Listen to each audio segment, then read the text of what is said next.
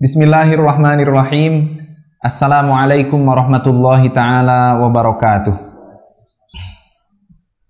Alhamdulillah. Wassalatu wassalamu ala sayyidina Muhammad ibn Abdillah wa ala alihi wa sahbihi wa mawalah. Amma ba'd.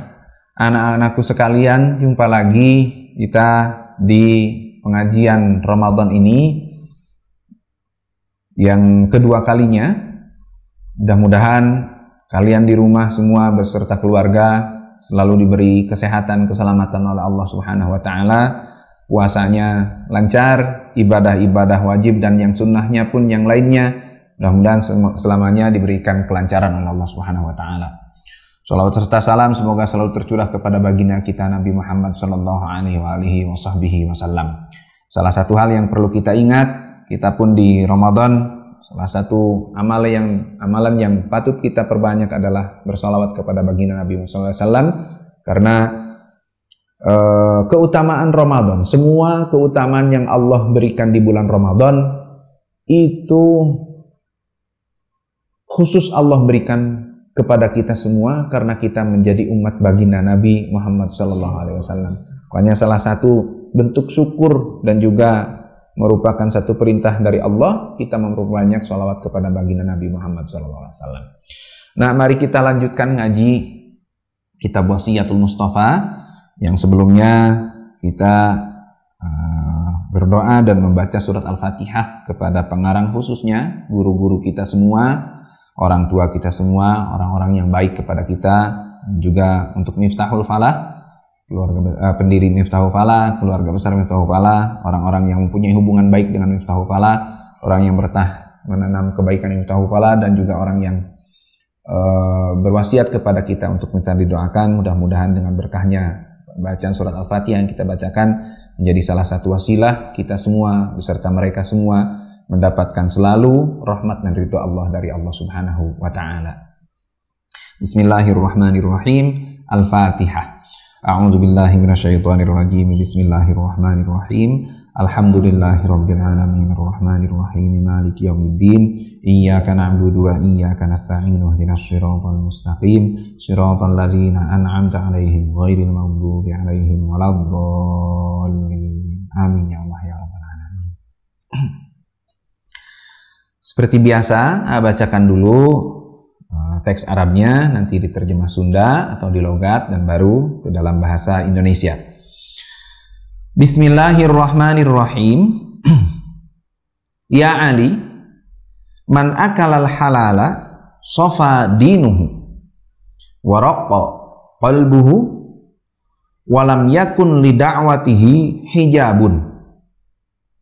Ya Ali, man akala syubuhati ishtabaha alaihi dinuhu wa azlama qalbuhu wa man akalal harama mata qalbuhu wa khaffa dinuhu wa dha'ufa yaqinuhu wa hajaballahu da'watahu wa qallat ibadatuhu. Ya Ali, hai Ali, man sing saha jalma akala anu nuang saha eman al halala kana perkara anu halal sofa maka bersih naon dinuhu agama na eman waraqqa sareng jadi lembut naon qalbuhu hate na eman walam yakun sareng teu aya lidawatihi kangge doa na eman naon hijabun hahalang penghalang. Ya Ali, hai Ali, man sing saha jalma akala anu nuang saha eman asyubuhati kana pirang-pirang perkara anu syubhat ishtabaha maka jadi ikat ya, ishtabaha itu samar. Lanjut. Ishtabaha maka jadi samar alaihi ka'man naon dinuhu agama na eman wa azlama sareng jadi poek naon qalbuhu hatena eman. Waman sarang sing saha jalma akala anu nuang saha eman al harama kana perkara anu haram, mata maka poek atau mata maka maut naon qalbuhu hatena eman. Wa khaffa sareng jadi ringan naon dinuhu agamana eman. Wa dha'ufa sareng jadi lemah naon yaqinuhu kayakinanna eman. Wa hajaba sareng pasti ngahalangan saha Allahu Gusti Allah da'watahu kana doana eman. Wa qallat sareng pasti jadi saeutik naon ibadatuhu ibadahna eman. Bismillahirrahmanirrahim. Di sini dijelaskan tentang akibat orang yang makan makanan yang bermacam-macam hukumnya. Pertama, pesan Nabi kepada Sayyidina Ali di sini, man akalal halala safa dinuhu wa raqqa qalbuhu wa lam yakun li da'watihi hijabun. Orang yang memakan makanan yang halal, ya makanannya, ya minumannya itu halal. Halal di sini bukan hanya bendanya saja. Makanannya ini memang misalnya nasi, daging ayam yang sudah disembelih dengan baik, telur, itu kan bendanya, zatnya halal. Air putih, air susu, air kelapa, itu memang zatnya halal. Yang dimaksud barang siapa yang makan makanan yang halal, itu bukan hanya bendanya atau bukan hanya zatnya saja yang halal. Tapi yang harus kita perhitungkan juga adalah tata cara mendapatkannya atau wasilah kasab orang mendapatkan makanan itu. Makannya nasi sama telur. Oh iya, nasi sama telur ayam itu halal, tapi ternyata nasi dan telurnya dapat nyolong, berarti sudah tidak halal. Tapi ternyata nasi dan telurnya dapat nipu, juga itu sudah tidak halal. Yang dimaksud di sini barang siapa orang yang makan makanan halal, yaitu orang yang makanannya itu selain zatnya, benda makanan itu adalah benda yang halal hukumnya, juga tata cara mendapatkannya juga dengan tata cara yang halal. Nah, bagi orang yang mau makan makanan yang halal, dalam artian menjaga perutnya, menjaga badannya, itu tidak mau dia masukkan makanan, tidak mau dia minum minuman, kecuali makanan dan minuman yang halal saja, maka orang itu sedikitnya akan Allah berikan 3 hal. Apa? Pertama, sofa dinuhu, dia agamanya akan bersih. Dalam artian dia mengaku sebagai orang muslim, dia mengaku sebagai orang yang beragama Islam, maka keislaman dia tidak ternodai. Keagamaan dia itu tidak ternodai. Karena apa? Karena dia mau menjaga perutnya dari makanan yang tidak halal. Sofa dinuhu wa raqqa qalbuhu, hatinya akan lembut. Hatinya itu halus. Maka dia akan menjadi orang yang baik kepada orang lain. Dia tidak akan menjadi orang yang sombong. Dia tidak akan menjadi orang yang temperamen, yang emosional. Pokoknya hatinya akan lembut. Yang ketiga, walam yakun li da'watihi hijabun, dan orang ini doanya tidak akan ada penghalang. Maksudnya dia berdoa kepada Allah, dia meminta kepada Allah, apa saja doa yang dia mintakan kepada Allah, maka itu tidak ada penghalang antara dia dengan ijabahnya Allah Ta'ala. Allah akan mengijabah, akan mengabulkan doa dia. Ini fadilah, keutamaan yang Allah berikan kepada orang yang mau menjaga perutnya dari hal-hal yang tidak dihalalkan oleh Allah Ta'ala.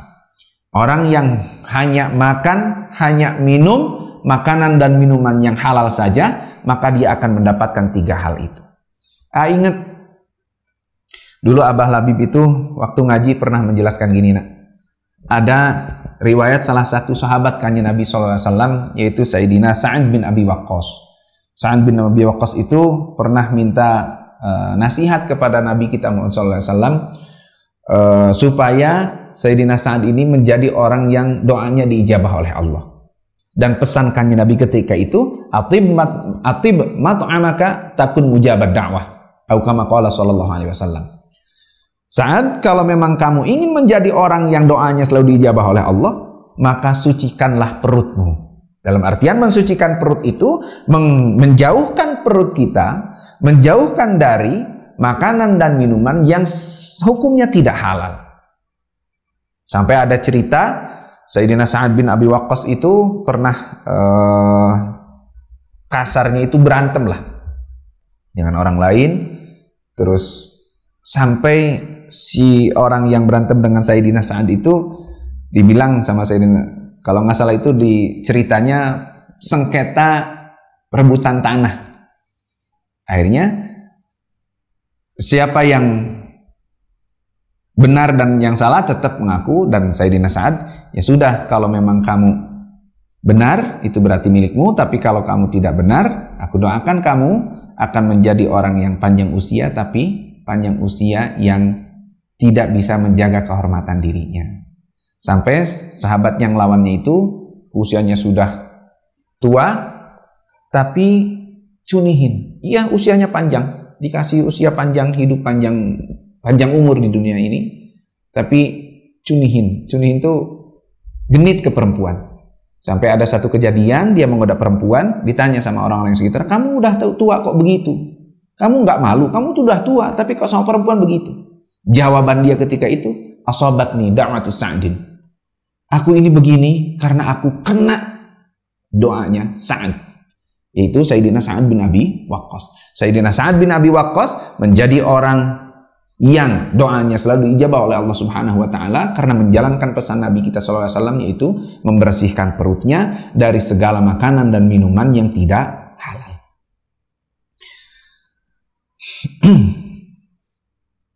Ya Ali, hai Ali, man sing saha jalma akala anu nuang saha eman asyubuhati kana pirang-pirang perkara anu syubhat, istabaha maka jadi samar alaihi ka eman naon dinuhu agamana eman, wa azlama sareng jadi poek naon qalbuhu hatena eman. Kalau orang yang makan berani makan makanan yang hukumnya syubhat. Gimana syubhat itu? Salah satu hadis dari baginda Nabi sallallahu alaihi wasallam, al halalu bayyinun wal haramu bayyinun wa ma bainahuma umurun mutasyabihun, atau wa ma bainahuma umurun mustabihatun, atau kama qala sallallahu alaihi wasallam. Sesuatu yang halal itu jelas ini halal, oh iya, hukumnya pasti jelas. Sesuatu yang hukumnya haram itu juga jelas, dan yang meragukan ini halal atau haram. Nah, ini termasuk kepada sesuatu yang syubhat.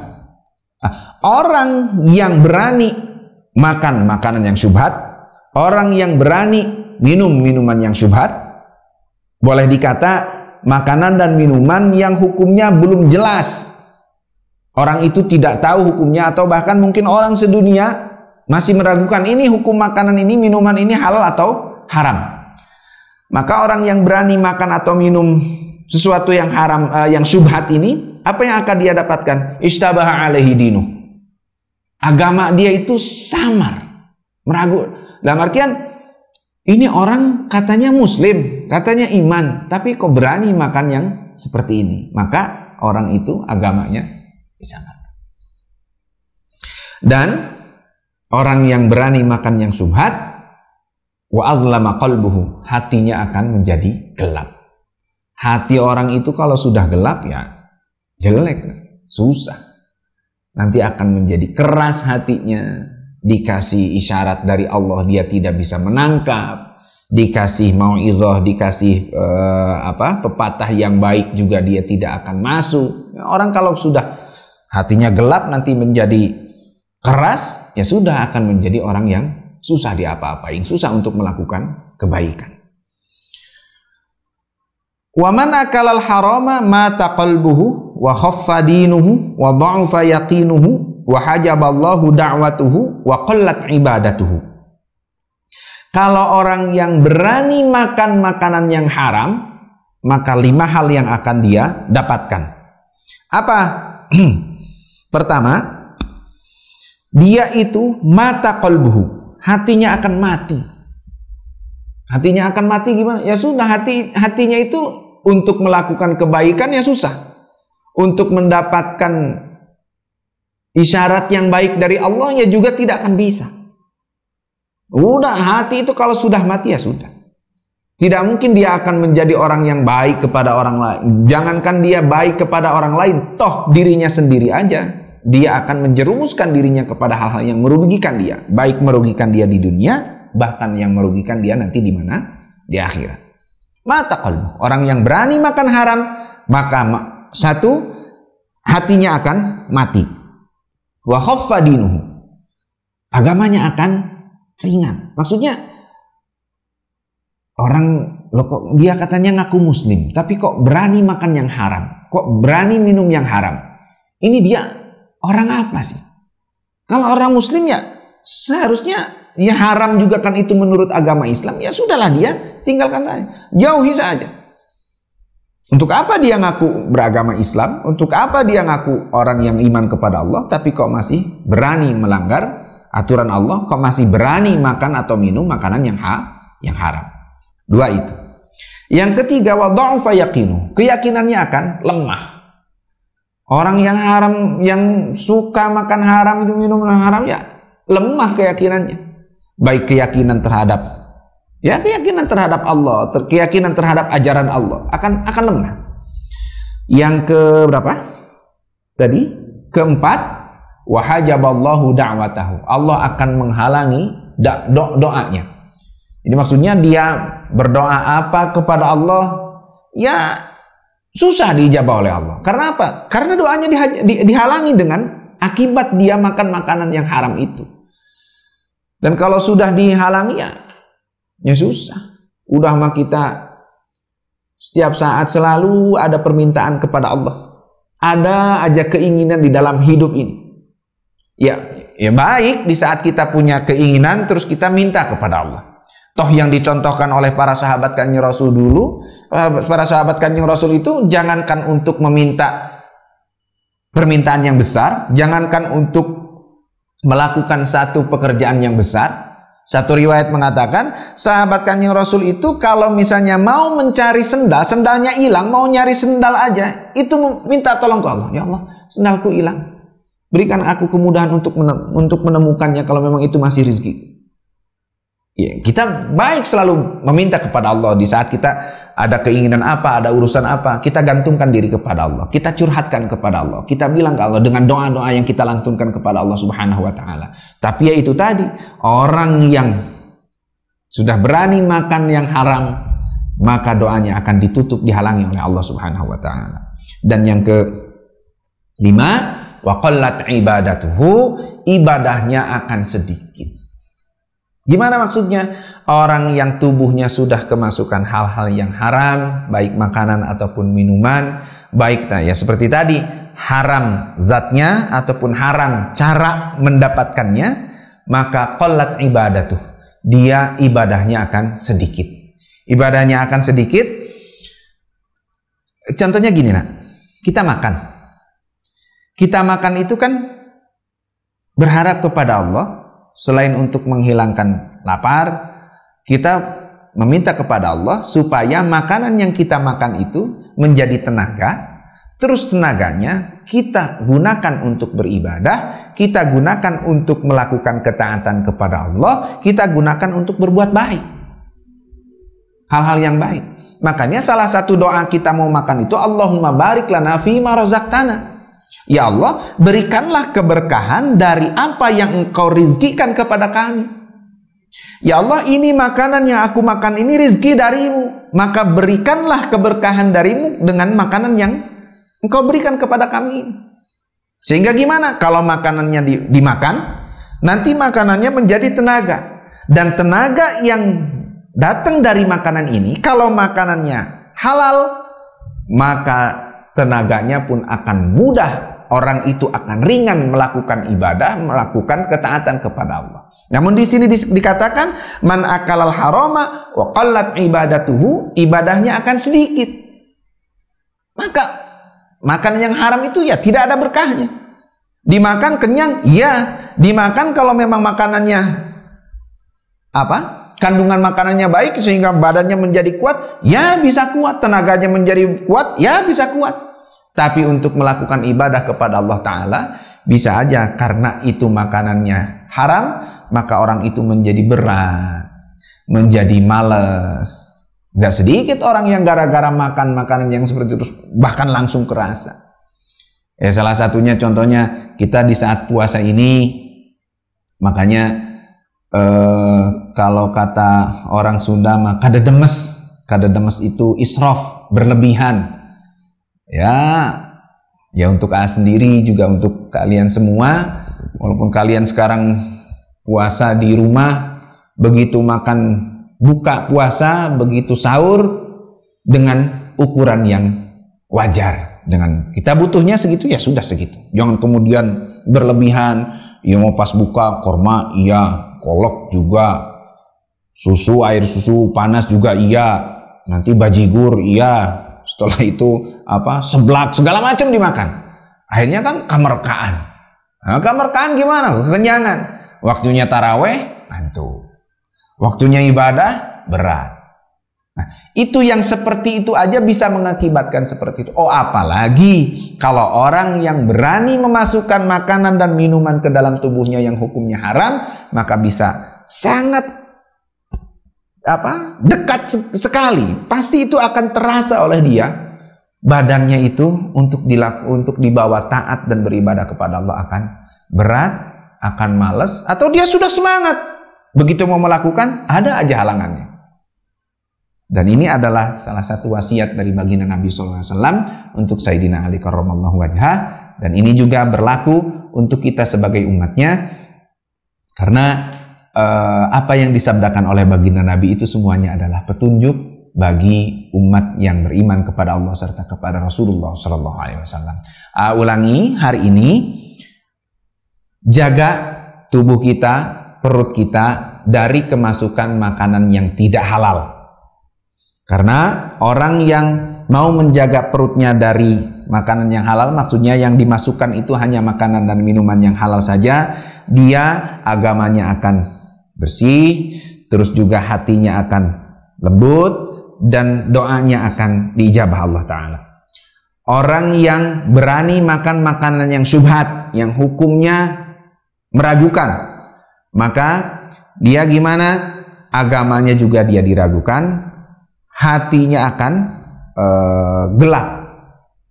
Kalau orang yang berani makan makanan yang haram, 5. 1, hatinya akan mati, agamanya akan tipis sekali, keyakinannya akan lemah, doanya akan dihalangi oleh Allah Ta'ala, dan dia akan menjadi orang yang ibadahnya sangat sedikit. Untuk hari ini kita cukupkan sekian, mudah-mudahan ada manfaatnya. Mohon maaf atas segala kekurangan dan kesalahan. Allahumma anfa'na bima 'allamtana wa 'allimna ma yanfa'una wa zidna ilman nafi'an wahdina wahdi bina waj'alna sababan liman ihtada bi rahmatika ya arhamar rahimin. Al-Fatihah. A'udzu billahi minasyaitonir rajim. Bismillahirrahmanirrahim. Alhamdulillahirabbil alamin. Arrahmanir rahim. Maliki yaumiddin. Iyyaka na'budu wa iyyaka nasta'in. Ihdinas siratal mustaqim. Siratal ladzina an'amta 'alaihim ghairil maghdubi 'alaihim waladdallin. Ya Allah ya rabbal alamin. Terima kasih. Wallahul muwaffiq ila aqwamit thoriq. Wassalamualaikum warahmatullahi wabarakatuh.